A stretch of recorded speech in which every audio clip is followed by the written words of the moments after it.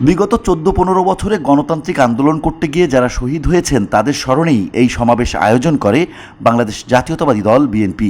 এছাড়া যারা পঙ্গুত্ব বরণ করেছেন এবং নির্যাতনের শিকার হয়েছেন তারাও উপস্থিত ছিলেন এই সমাবেশে।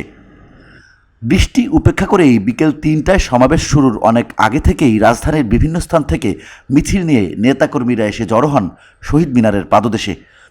মুখে কোনো স্লোগান নেই, কিন্তু নেতাকর্মীদের হাতে গণতন্ত্র পুনরুদ্ধারের আন্দোলনে শহীদদের ছবিযুক্ত ব্যানার। এই সমাবেশে একাত্মতা প্রকাশ করেন ব্যারিস্টার পার্থর বিজেপি, ভিপি নূর, ডক্টর রেজা কিবরিয়া, গণসংহতি আন্দোলনের জোনায়েদ সাকি সহ বিভিন্ন রাজনৈতিক দলের নেতাকর্মীরা। আজকে ৩৫ দিন আওয়ামী লীগ নাই, একটা মুরগির খোপ তারা পায় নাই যেখানে দাঁড়ায় তারা বলবে। এ সময় ব্যারিস্টার আন্দালিব রহমান পার্থ বলেন, এই আন্দোলন গত ১৭ বছরের অপকর্মের আন্দোলন। আওয়ামী লীগের সব অপকর্মের বিচার এমনভাবে হবে মানুষ আওয়ামী লীগকে মির্জাফর বলে জানবে বলে মন্তব্য করেন তিনি।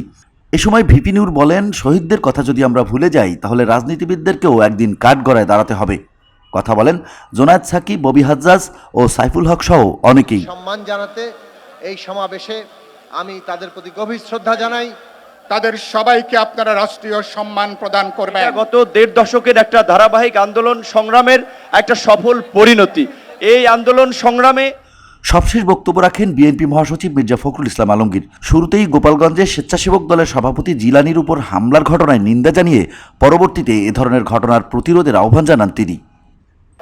অত্যন্ত সুপরিকল্পিতভাবে তারা গণতন্ত্রকে ধ্বংস করেছে, গণতান্ত্রিক সমস্ত প্রতিষ্ঠানগুলোকে ধ্বংস করেছে এবং বারবার ছাত্র জনতার যে সংগ্রাম, সেই সংগ্রামকে দমন করবার জন্য অত্যাচার, নির্যাতন, নিপীড়ন, গুম, হত্যা, খুনের আশ্রয় নিয়েছে।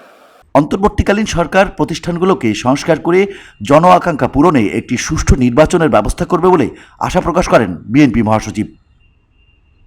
এ সময় সব হত্যাকাণ্ডের বিচারের দাবি জানান তিনি। সমাবেশে শহীদদের স্মরণে মঞ্চস্থ হয় নাটক, গান ও কবিতা পাঠের আসর।